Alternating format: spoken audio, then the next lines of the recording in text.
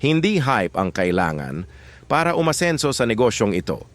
Marami kasi ang sumasabak sa ARC crayfish farming dahil lang sa nakikitang malaking kita sa social media. Pero pagdating ng kaunting problema, agad ding sumusuko. Bakit?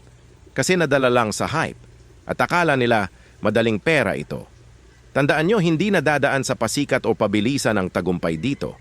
Ang tunay na kailangan ng industriya natin ay kaalaman, disiplina, at tamang mindset. Kahit maliit lang ang simula mo, kahit backyard lang, kung seryoso kang nag-aaral, mas malayo ang mararating mo.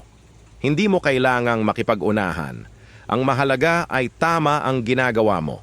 Ang disiplina ay makikita sa simpleng pag-aalaga. Sinisigurado mong malinis ang tubig, tama ang pakain, at hindi siksikan ang mga alaga mo sa styrobox o trapal pond.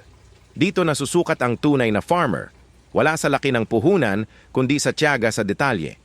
Kapag ganito ang pundasyon mo, sigurado ang kita at hindi ka basta-basta mawawala sa market. Ito ang magbibigay sa iyo ng negosyong pangmatagalan at hindi lang panandalian. Kaya sa mga small-scale farmers diyan, tuloy-tuloy lang. Huwag kayong magpadala sa ingay. Sama-sama tayong lalago sa tamang paraan at tamang proseso. Gusto mo ba ng totoong gabay at hindi puro hype lang? Mag-follow para sa more tips at updates.